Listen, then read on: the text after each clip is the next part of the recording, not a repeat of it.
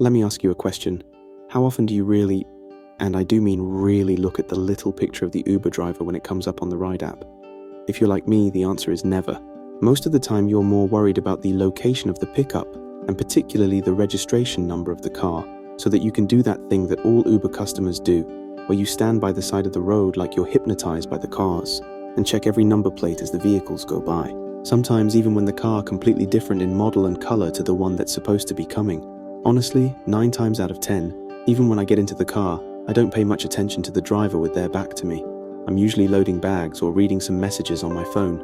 I know the driver is there. I might even exchange a few words to say something like, "Hey buddy, thanks for picking up," or "Maple Street please," even though he already has that information written on the booking. But do I ever look to check exactly what they look like? No. Many times I've done a full Uber ride from the station to my house or from the gym to work, and if you asked me later in the day what the guy looked like, I would be hard-pressed to tell you. To me, the information just isn't relevant. I mean, how many people who take the bus could say what the driver looked like?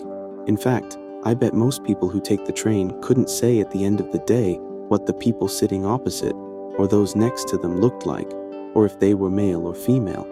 The mind filters out information it doesn't see as important or useful, so we just forget if we ever knew at all.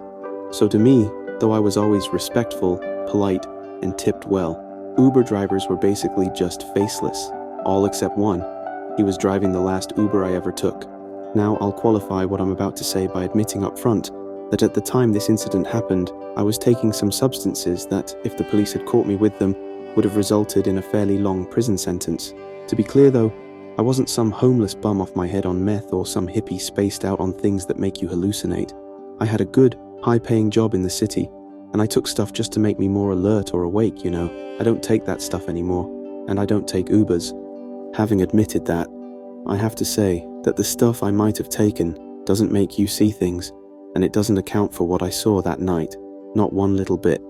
I'd ordered an Uber as usual to pick me up outside work and drive me a few blocks down to where my gym was. And after a fairly hard workout, I ordered another to take me back to my apartment.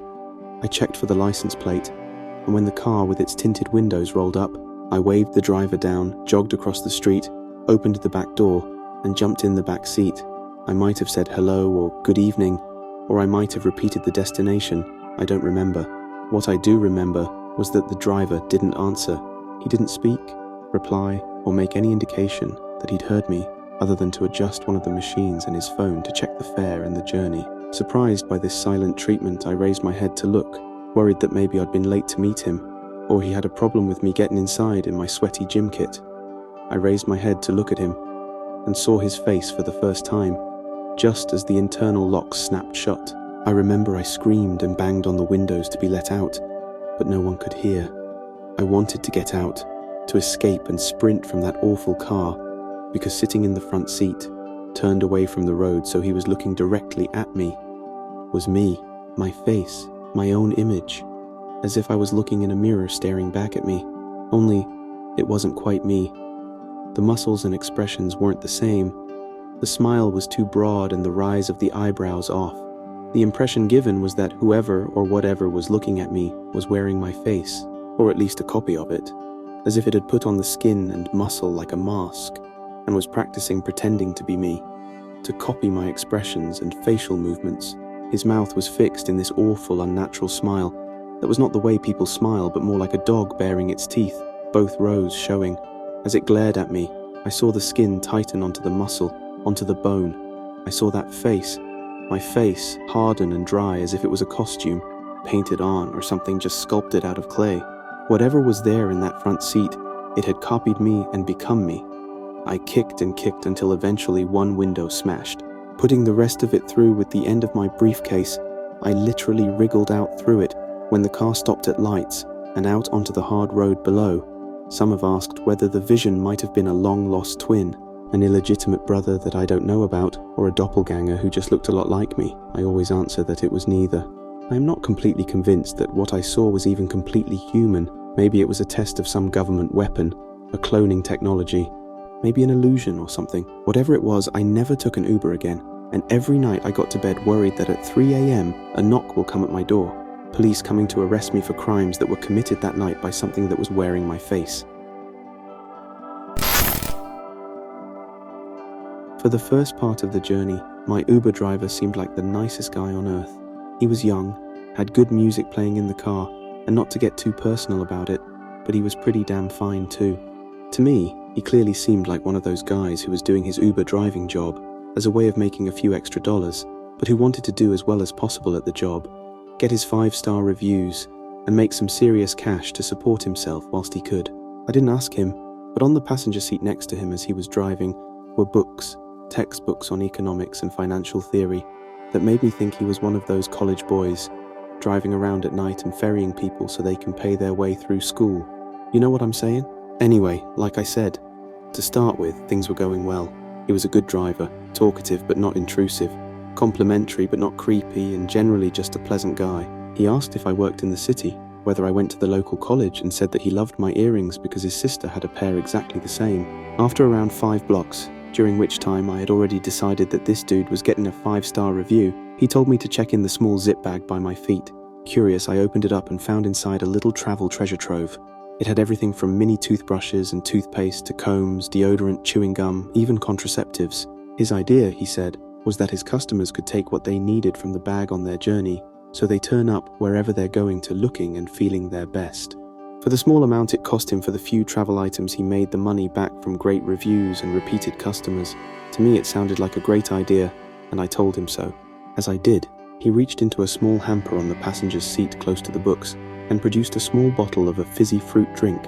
It was expensive looking, the kind of thing that richer people drink when they ain't drinking wine. "Here," he said, "this is for you, on the house. It's not really me buying you a drink, so your boyfriend don't need to get mad. It's just a courtesy, complimentary service." He grinned a big, beautiful smile and caught my eye in the rearview mirror. He winked, and I took the drink from him and tried it. I remember it tasted faintly of peaches. That's the last thing I remember. When I woke up, I was at home. I was laying on my bed, fully clothed and completely unharmed, but with absolutely no memory of how I got there. From the moment I drank the drink to the moment I woke up alone in my room, 6 hours had passed. I remembered nothing. I had not been assaulted, molested, or injured in any way that I could identify, and when I went downstairs to check, the front door was locked. The keys had been pushed back through the letterbox by whomever had let themselves in, and then out whilst I was unconscious. Naturally, I called Uber, demanding to know what was going on, but I was told that the driver I had ordered had never picked me up because I wasn't there. When I said I got in the car, the operator said that sometimes hackers and scammers intercept the calls and find the regs of the cars you expect. They then use magnetic letters and numbers to put false license plates over their own and pick customers up before the real driver can arrive. That in itself is creepy, but what about my missing time? What about the hours when I have no recollection of what happened to me because I was clearly drugged? He could offer no explanation or comeback for that. What happened to me during those 6 hours I will never know. As far as I do know, nothing was taken from my body or added.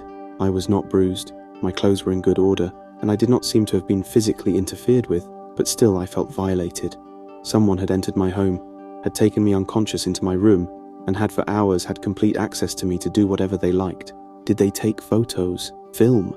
Did they touch, gently enough to not leave any mark or run their tongue over my skin? Why did they drug me if they had no intention of harming me or stealing from me? I think it's the lack of answers that is most frustrating of all.